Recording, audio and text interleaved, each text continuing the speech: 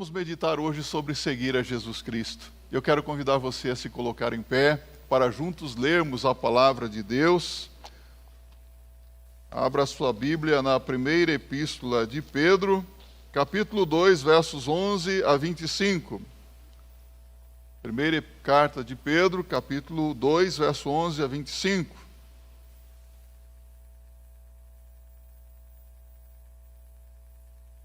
Pode acompanhar a leitura da palavra de Deus.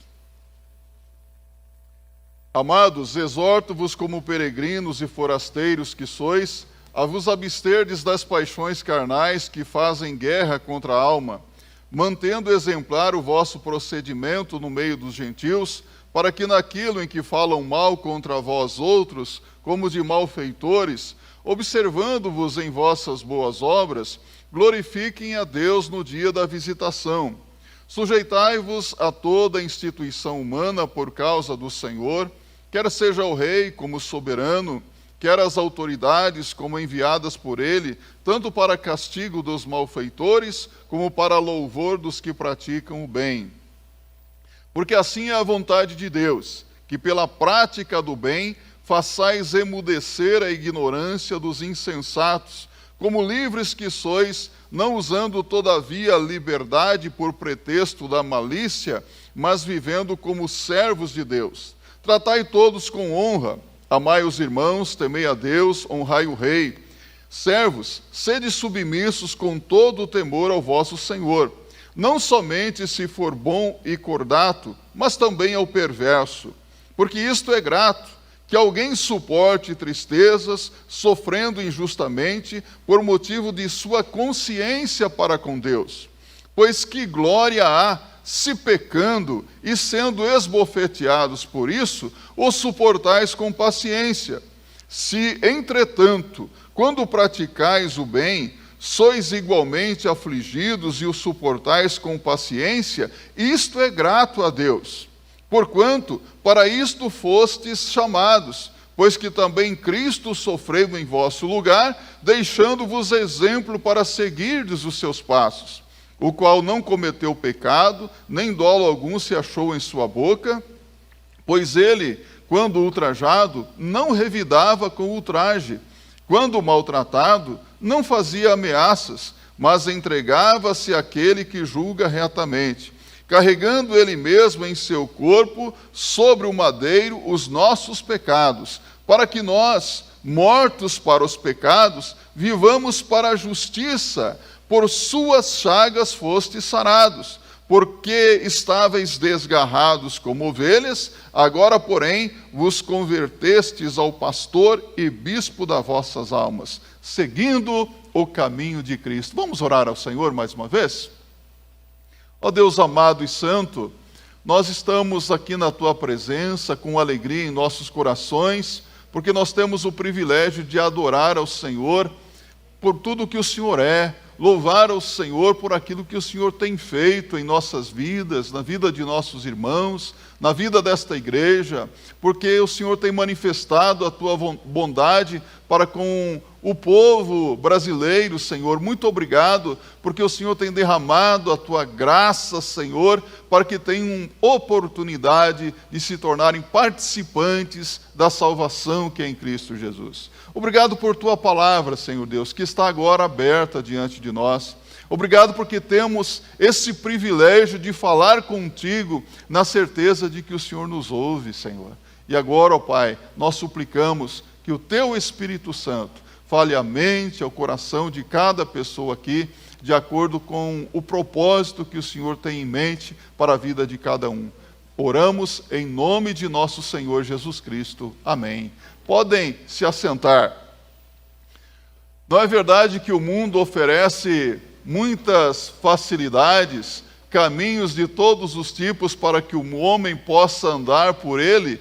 E, na verdade, esses caminhos são caminhos chamados de portas largas, fáceis de se caminhar por elas. A bem da verdade, Jesus falou sobre um caminho estreito e um caminho largo, uma porta larga e uma porta estreita. No caminho largo, você encontrará no final uma porta muito larga, espaçosa, é o caminho das facilidades. onde as pessoas que seguem por esse caminho estão sendo atraídas pelos prazeres que o mundo oferece.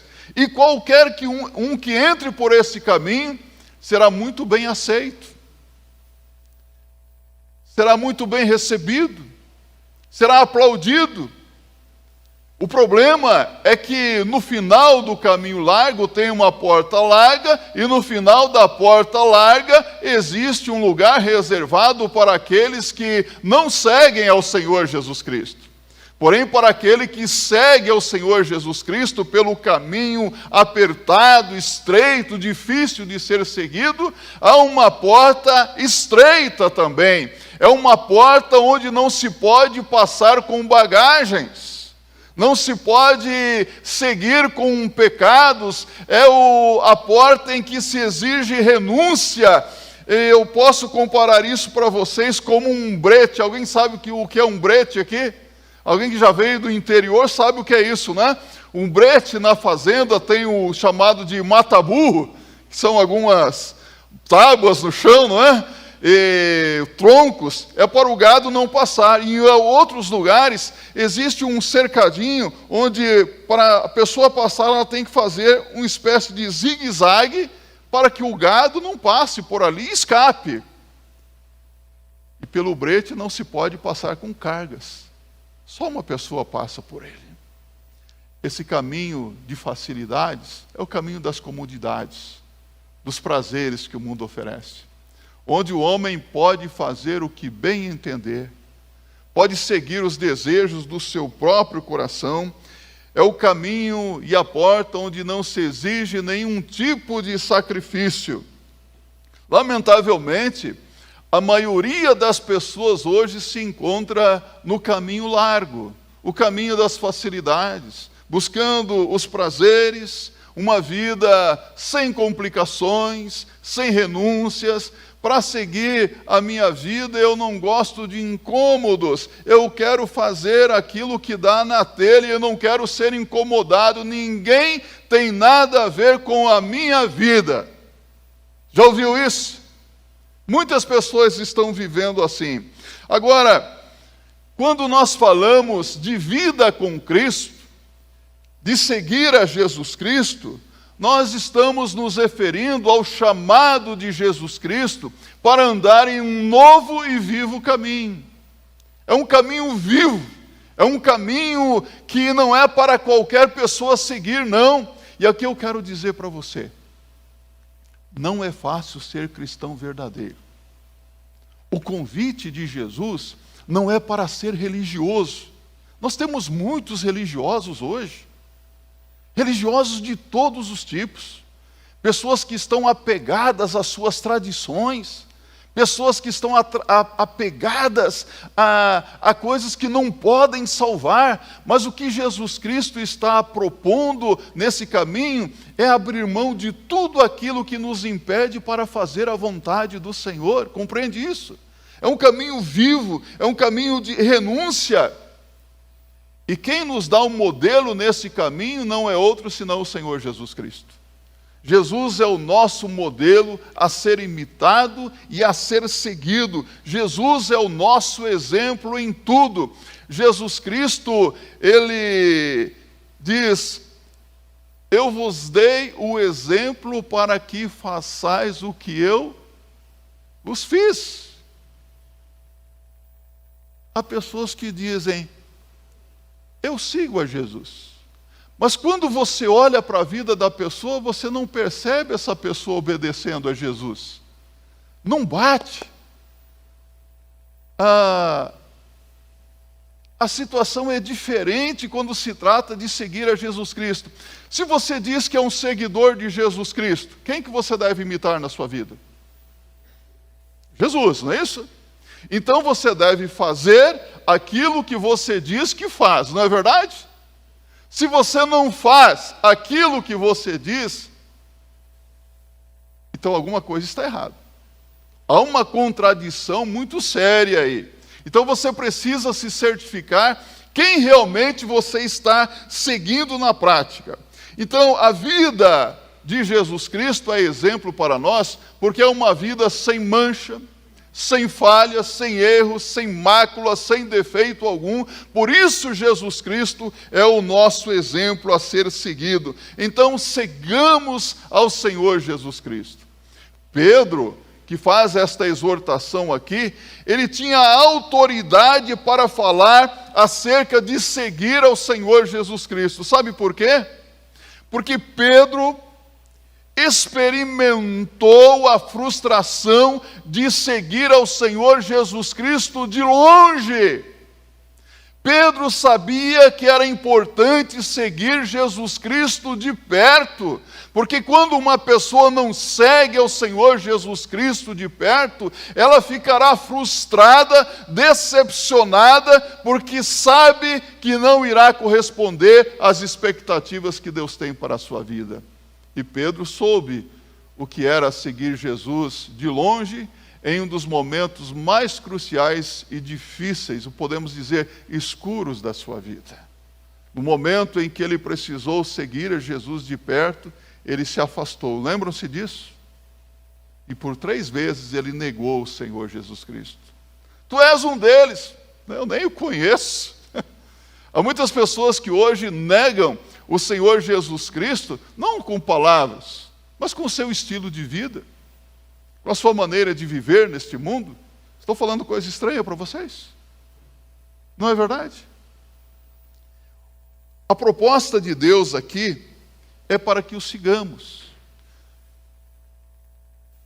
Quando você olha para Pedro, você vê que Pedro faz essa exortação. Ele fracassou em um dado momento da sua vida, mas quando você abre o livro de Atos dos Apóstolos, você vê um Pedro totalmente diferente, um Pedro restaurado, um Pedro redimido, que em dado momento, quando as autoridades proibiram os apóstolos de falar desse nome, do nome de Jesus, sabe o que Pedro diz em Atos 4, 19 e 20? Não podemos deixar de falar daquilo que temos visto e ouvido. E ele diz antes, importa obedecer a Deus que aos homens. Então, quando surgiu um momento de conflito agora na vida de Pedro, que teve uma experiência com o Cristo ressurreto e vivo, ele tem ousadia, ele tem poder para testemunhar do nome do Senhor Jesus Cristo, sem receio, sem medo de nada. Porque ele está comprometido com Jesus Cristo. Ora, quando você tem um compromisso com alguém, você deve ser fiel a esse compromisso, não é verdade? Quando você faz um acordo, uma aliança, um pacto com alguém, eu vou honrar esse pacto até o último dia da minha vida. Pedro estava comprometido com Jesus. Em outro tempo, ele nem tanto, mas agora está firme com o Senhor Jesus Cristo. E é por isso que ele faz uma exortação aqui, mostrando que quem realmente é cristão não deveria jamais seguir outros caminhos que não seja o caminho de Cristo na vida. Seguir a Jesus Cristo no caminho do Salvador. Nada trará mais satisfação e traz mais satisfação ao coração de alguém do que saber que está andando na presença de Deus, não é? Como é gostoso você viver na presença de Deus. Não é apenas gostoso estar na casa de Deus, cantando louvores, adorando, em comunhão com os irmãos, mas como traz satisfação ao coração saber que o que nós estamos fazendo está sendo agradável perante os olhos de Deus. E Deus deve se agradar tanto quando Ele contempla um filho, uma filha que está seguindo os passos do Senhor Jesus Cristo, né? Algum tempo atrás, eu li a história de um homem que de vez em quando ele saía de sua casa para comprar cachaça. Isso mesmo, cachaça, sabe? A branquinha, poderosa. E ele saía às escondidas e certa tarde ele saiu de sua casa em direção a um bar. E ele morava em uma rua arenosa, sem asfalto, e ele estava andando, e de repente ele ouviu um barulhinho, olhou para trás e viu que o seu filhinho de 4 anos o estava seguindo. E então ele para, filho, o que você está fazendo? Onde é que você vai? E para a surpresa dele, aquele menininho de 4 anos de idade, estava pulando nas pegadas que ele deixava na areia, e o menino disse: estou seguindo os passos do papai. Estou seguindo os passos do papai. Nós não seguimos uma pessoa que caminha em direção ao mal. Nós não seguimos alguém que vai nos conduzir para a perdição. Nós seguimos alguém que tem uma vida reta, sem pecado, sem vício, sem maldade, e que nos conduz à vida eterna. É diferente, não é? Por isso nós podemos seguir os passos do Senhor Jesus Cristo com muita alegria e segurança. Então Pedro nos exorta, primeiramente, a seguir a Jesus Cristo no caminho do sacrifício. Observe o verso 21. Porquanto para isto mesmo fostes chamados, pois que também Cristo sofreu em vosso lugar, deixando-vos exemplo para seguirdes os seus passos. Deixando o exemplo para seguirdes os seus passos. O sofrimento é comum a todas as pessoas, não é? Nós vivemos hoje dias de muito sofrimento. As pessoas estão sofrendo e sofrendo muito. Talvez você mesmo, nesse momento, esteja experimentando algum tipo de sofrimento na sua vida. Às vezes vem a sua preocupação, aquela preocupação com a saúde de alguém. Quantas pessoas enfermas, não é? Quantas pessoas hospitalizadas? Isso causa sofrimento em nós. Quanta crise financeira, quanta dificuldade. Sofrimento é comum a todos nós. Esta igreja, ela fica aberta a semana inteira. Você sabia disso? Todos os dias a porta da igreja está aberta. De manhã, à tarde, à noite. É bem da verdade que tem alguém ali na portaria. Mas é incrível a quantidade de pessoas que têm nos procurado precisando de ajuda. Esta semana mesmo uma senhora chegou aqui, aflita, o semblante dela era carregado, sabe aquele rosto amargurado, entristecido? Ela veio e nós conversamos, eu só tinha um assunto para falar para ela: Jesus Cristo. E quando nós terminamos, aquela mulher chorou, mas ela chorou de alegria, porque o sofrimento era muito duro na vida dela. As pessoas estão sofrendo. Neste mundo todos sofrem. Sofrem aqueles que têm e sofrem aqueles que não têm também, não é mesmo? Parece que está tudo nivelado hoje.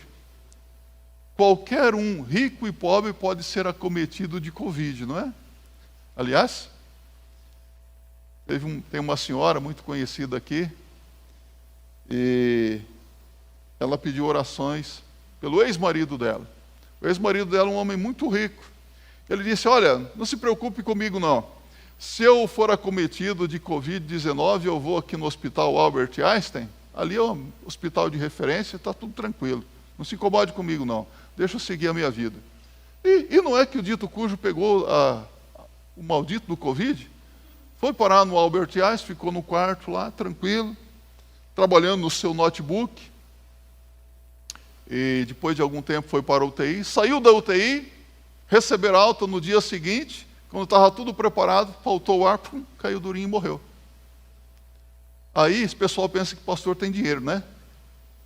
Pastor, fulano de tal morreu e deixou uma Mercedes aqui, você não quer comprar a Mercedes? Tem um apartamento de 15 milhões aqui, tem outro carro tanto. Fala: meu filho, não tenho dinheiro nem para comprar um Fusquinha, eu vou comprar uma Mercedes. Sofre quem tem e quem não tem. Quem não tem, sofre porque não tem pão para comer às vezes. E quem tem pão, às vezes não tem saúde para comer o pão. Muitas pessoas estão sofrendo. E quando você olha para a vida de Jesus Cristo, nós vemos o quanto sofreu o nosso Senhor Jesus Cristo. Há pessoas que dizem: você não sabe o que é sofrer. Não sabe? Ninguém pode dizer isso se não conhece o sofrimento de Jesus Cristo no caminho do Calvário, o sofrimento de Jesus Cristo na cruz do Calvário. O sofrimento de Jesus Cristo ao dizer na cruz: Deus meu, por que me desamparaste? Você sabe o que é isso? Estive aqui em um apartamento aqui no bairro do Brooklyn, algum tempo atrás, e a senhora disse assim para mim: pastor, onde é que estava o seu Deus quando meu filho foi assaltado e esfaqueado e morreu? Ai, meu Deus, o que eu respondo para essa mulher agora? Aí eu lembrei de uma ilustração, falei: olha, minha senhora, eu só sei dizer uma coisa: o meu Deus estava no mesmo lugar quando o filho dele também foi assassinado numa cruz. Deus sabe o que é sofrer. Jesus Cristo sabe o que é o caminho do sacrifício. E nós precisamos entender que Deus sabe tudo o que acontece conosco. Ele sabe, ou Ele não sabe. Ele sabe de todas as coisas. Pedro disse que Jesus padeceu por nós e deixou-nos seu exemplo. Então, em Cristo, nós temos o exemplo de sacrifício. Sendo Deus, a Bíblia diz em Filipenses capítulo 2, versos 5 a 8, sendo Deus, não teve por usurpação ser igual a Deus, antes esvaziou-se a si mesmo, assumindo a forma de servo, sendo obediente até a morte e morte de cruz. Olha que coisa linda! O Senhor Jesus Cristo, Ele esvaziou-se por amor de nós. E mesmo sendo o dono de tudo, antes mesmo de existirmos, Ele já havia colocado-se à disposição para renunciar à sua glória celestial, à presença dos santos anjos, às delícias celestiais, para vir habitar conosco neste mundo, para a nossa redenção. Isso é sacrifício, não é? Devemos seguir a Jesus Cristo nesse caminho do sacrifício. Você tem feito algum sacrifício por amor a Jesus Cristo? Qual é o sacrifício que você tem feito? Ah, isso é muito sacrificial para mim, peçam-me tudo, menos isso, não é? Ouvimos muitas vezes as pessoas dizerem isso. Seguir a Jesus no caminho do sacrifício. O que você está fazendo aqui hoje à noite é sacrifício. É o sacrifício do culto a Deus. Mas eita, sacrifício bom, não é? Vou contar um negocinho para vocês. Eu fui católico, mas católico dos bons. Às vezes eu encontro alguns católicos e dizem assim: eu sou católico. E você vê, eu não é católico coisa nenhuma, é católico nominal, católico meia boca. Eu ia à missa todos os domingos, de manhã e à noite também. E olha, procurava obedecer os sacramentos da igreja, praticar boas obras, honesto, trabalhador, para conseguir meu lugar no céu. Foi assim que eu fui ensinado. Mas você sabe de uma coisa? Há pessoas que muitas vezes fazem sacrifícios, como o sacrifício da missa. Quem já participou de uma missa aqui? Não é um sacrifício participar de uma missa? Pô, cá entre nós. E agora está bom o negócio, porque no passado, algum tempo atrás, o padre, ele celebrava a missa de costas para o povo e ainda era em latim. O povo não entendia patavina nenhuma. Desculpe dizer isso aqui para vocês. Mas você estava ali para o sacrifício da missa, porque participar daquele sacrifício traria salvação para a sua alma. É um dos sacramentos da igreja. Que sacrifício agradável que não é? Bom é estar na tua presença. Como é bom estar na presença de Jesus Cristo. O sacrifício do louvor a Deus. Seguir a Jesus desta maneira, meus irmãos. Este exemplo que temos nele para seguir os seus passos, nos introduz a um desafio diário. Se nos foi prometido um céu cheio de glória e alegria, não podemos nos esquecer de tomar a cruz cada dia. Sabe o que é tomar a cruz? Morrer cada dia debaixo da cruz. Sofrer debaixo da cruz, a cruz de Cristo. Há quem diga assim, eu já ouvi uma esposa dizer certa vez: esse meu marido, pastor, é a cruz que eu tenho que carregar pelo resto da minha vida. Esse meu filho é a minha cruz. Cruz é uma vida de renúncia, de sacrifício para seguir Jesus. Agora nós temos fardos na vida. Tem esposa que é um fardo, tem marido que é um fardo, tem filho que é fardo. Fardos são fardos, não é verdade? Mas a cruz de Jesus Cristo é o nosso desafio diário. O velho homem morrer todos os dias debaixo da cruz de Cristo. Seguimos Jesus no caminho do sacrifício, mas sigamos Jesus no caminho da renúncia. O verso 11 aqui, acompanhe comigo. Pedro diz: amados, exorto-vos como peregrinos e forasteiros que sois, a vos absterdes das paixões carnais que fazem guerra contra a alma.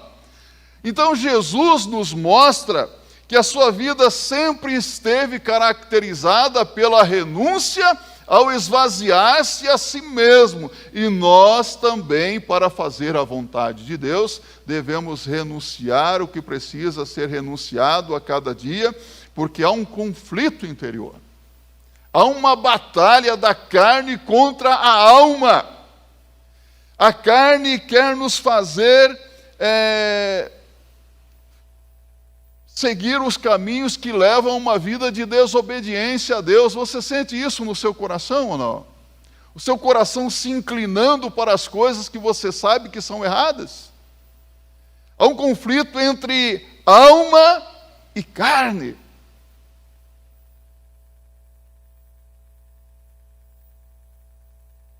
A carne é fraca, pastor.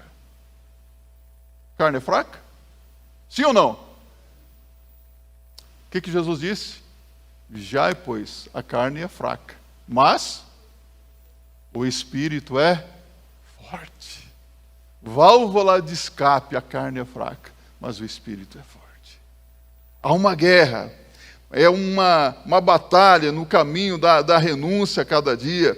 E uma vez na terra, o Senhor Jesus Cristo renunciou toda a intenção de grandeza quando foi tentado no deserto. E as tentações que o diabo direcionou sobre Jesus Cristo foram terríveis, não é?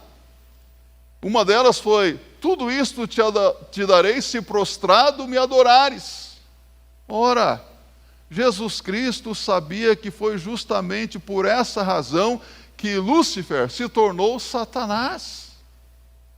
Qual a intenção do diabo? Receber toda a adoração, os louvores, para se assentar no trono como Deus, como se fosse Deus, não por amor, não para ajudar, mas porque ele quer o domínio de todo o universo. E Jesus sabia disso. E respondeu: ao Senhor teu Deus adorarás e somente a Ele servirás. Jesus renunciou toda a grandeza. Se você observar, quando Jesus Cristo realizava os seus milagres de curas, as pessoas queriam adorá-lo, aclamá-lo como rei. E o que fazia o Senhor Jesus Cristo? O Jesus Cristo os proibia de divulgar o que ele havia feito, porque ele não queria ser aclamado como rei. Ele tinha uma missão, e a missão de Jesus Cristo era morrer na cruz em nosso lugar, e ele não abriu mão disso. Ele sabia porque tinha vindo a esse mundo. Então Pedro nos exorta para que nos abstenhamos dos desejos carnais que guerreiam contra a alma. Quais são os desejos do seu coração?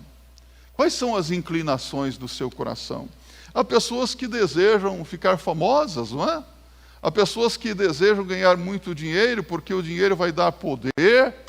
Há pessoas que inclinam os seus corações para os desejos carnais, vivem na vida de promiscuidade, uma vida desregrada, uma vida dissoluta.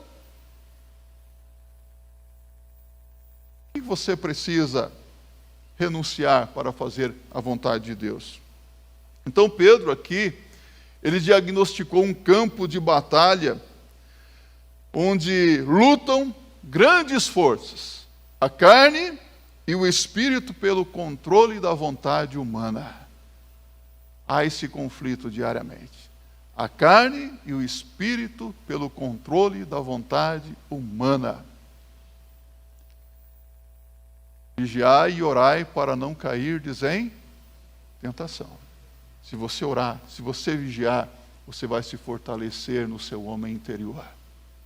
Agora, se você der vazão à carne, certamente você vai acabar fazendo aquilo que você sabe que vai trazer dano à sua vida, que vai trazer prejuízo à sua eternidade com Deus também. Mas eu quero dizer uma coisa para você. Deus sempre respeitou a vontade do homem. Deus não obriga ninguém a segui-lo pelo caminho da renúncia. O Senhor apresenta o caminho. O Senhor apresenta as condições. Ele mostra os passos que nós devemos seguir. Mas cabe ao homem decidir se quer ou não essa vida com Cristo. Por isso eu quero dizer para você, seguir a Jesus Cristo não é para qualquer um, não. Disse-lhe um: Senhor, te seguirei por onde quer que fores. As aves do céu têm os seus ninhos, as raposas os seus covis, mas o Filho do Homem não tem onde reclinar a cabeça. Não adianta querer me seguir achando que você vai ter lucro com isso, não.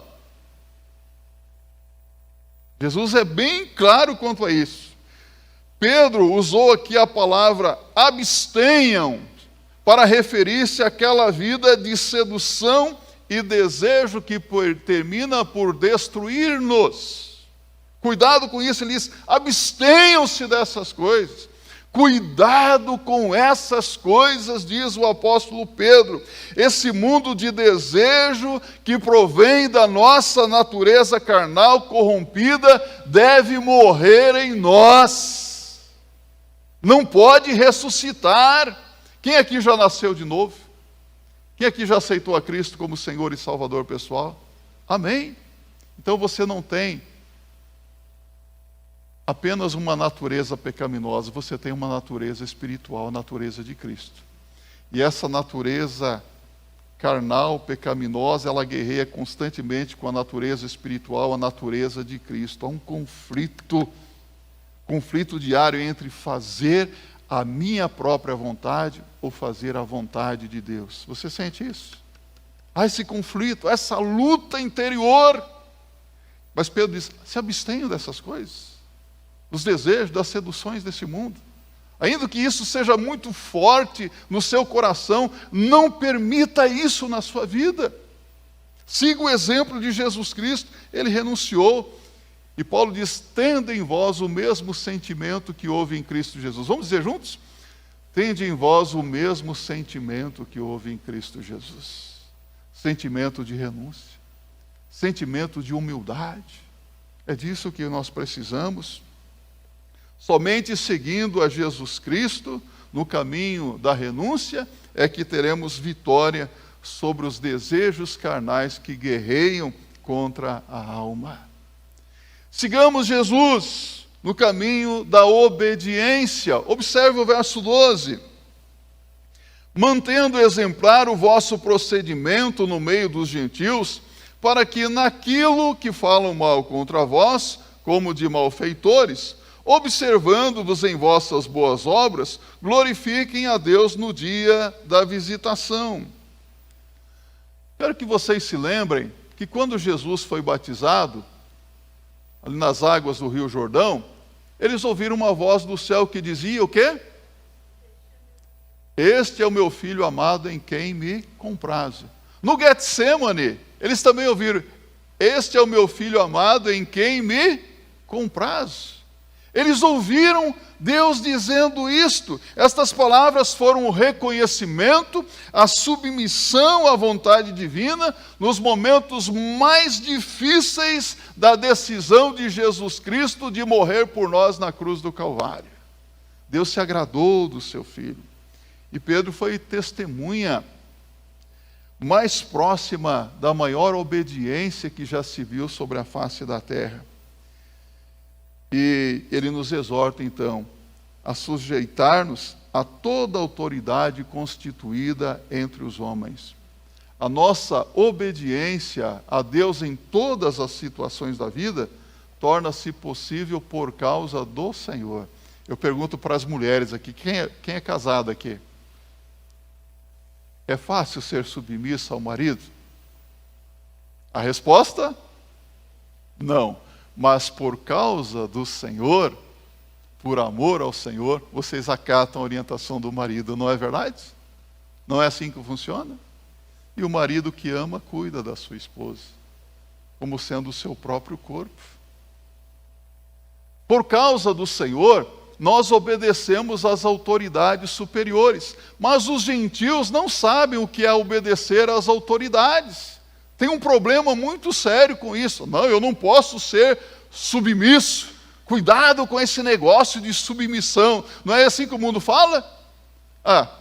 Tem acompanhado os noticiários, o que a mídia está falando sobre a seleção brasileira nos últimos dias? Tem ou não tem? O que está acontecendo lá na seleção brasileira? As eliminatórias, pastor, para a Copa do Mundo. Mas surgiu um problema nos últimos dias, não surgiu? Qual foi o problema? A Copa América vai acontecer no Brasil porque o presidente da República permitiu, junto com o presidente da CBF. Os outros países aí não quiseram. Ok. O que nós temos acontecendo no Brasil hoje? Copa do Brasil, os campeonatos estaduais, Brasileirão, as eliminatórias do Brasil, mas a Copa América não. Porque eu não aceito esse presidente da República que foi eleito pelo voto legítimo, porque eu sou contra. Se há governo, sou contra. Não é isso que se dizia no final? E preste bem atenção. Manifesta-se uma coisa, preocupação com a saúde do povo. Mas o latente é outro. Sabe qual que é o latente? Rebelião contra as autoridades constituídas. Compreende? Sabe o que a Bíblia diz? A rebelião é como o pecado de feitiçaria. É abominável aos olhos de Deus. Você acata a orientação dos seus superiores? Sim ou não? É bem verdade que no que diz respeito até mesmo ao nosso ambiente de trabalho, fica difícil obedecer um patrão, um chefe ou um gestor que às vezes é até mau e cruel, não é verdade? Mas, por causa do Senhor, eu vou obedecer. Eu digo uma coisa aqui para vocês. Eu acho que, assim como eu, vocês também fizeram isso. Não, por favor, não riam de mim. Mas eu votei no Collor, eu votei no Lula, eu votei no Fernando Henrique Cardoso, eu votei na Dilma e votei no Bolsonaro também. Aí você fala, você é de esquerda, de direita? Eu tenho que cumprir o meu dever como cidadão político, exercer o meu direito de voto. Eu digo uma coisa para vocês. Não estou falando de política, estou usando ilustração aqui para vocês. Se por acaso acontecer de o Lula, aquele ex-presidiário, voltar a ser presidente da República, se ele for presidente da República, eu não o aceito como presidente da República, mas eu vou orar por ele para que Deus o abençoe e abençoe o povo brasileiro. Assim como eu oro pelo presidente atual, pelos governantes, eu oro pelos juízes do Supremo. Senhor, tenha misericórdia desses homens. O que eles estão fazendo eu não entendo. A minha mente de leigo não consegue compreender como é que eles fazem essas coisas. Mas como eu não entendo, Senhor, eu entrego esses homens na Tua presença. E entregar alguém na presença de Deus é muito sério, não é verdade? Você coloca aquela vida nas mãos de Deus e fala, Senhor, tenha misericórdia e abençoe. Horrenda coisa é cair nas mãos do Deus vivo. É isso que o mundo não entende. O cristão, ele tem armas diferentes. Não é a arma da maledicência, mas ele se submete às autoridades superiores, mas com inteligência. Deve-se questionar as autoridades respeitosamente. Elas, e não o princípio de autoridade que é bíblico, porque as autoridades foram colocadas sobre nós no lugar de Deus. E se as autoridades superiores se comportarem mal, elas devem ser questionadas e até mesmo destituídas de seus postos dentro do processo democrático em que nós estivermos inseridos para a glória de Deus. Compreende isso? Mas o cristão, ele deve ter uma vida de obediência à palavra de Deus, acatar a orientação da palavra de Deus. Ao cristão não é permitido rebelar-se contra as autoridades superiores.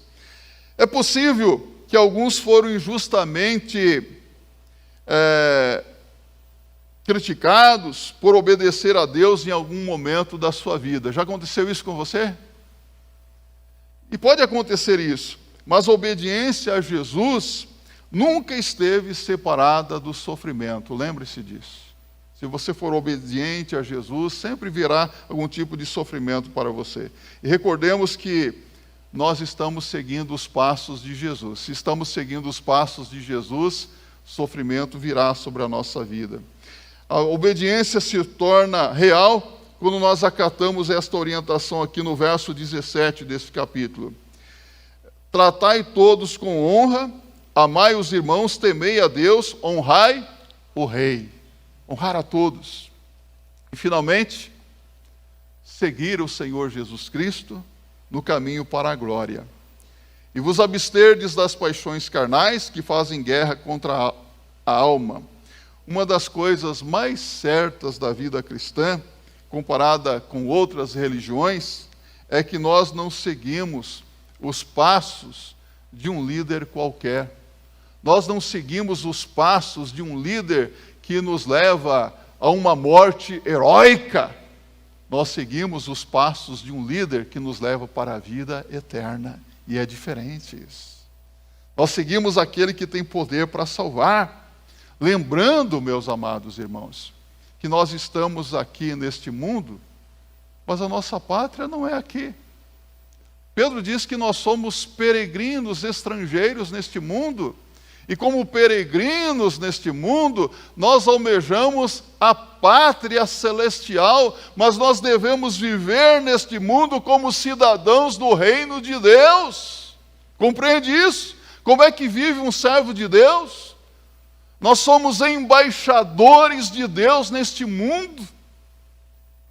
Sabe, Billy Graham foi consultado, certa ocasião, o pastor batista Billy Graham, conhecem Billy Graham? Ouviu falar dele?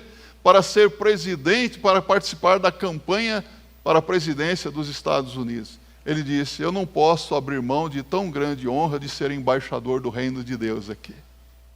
Eu não vou me submeter a isso.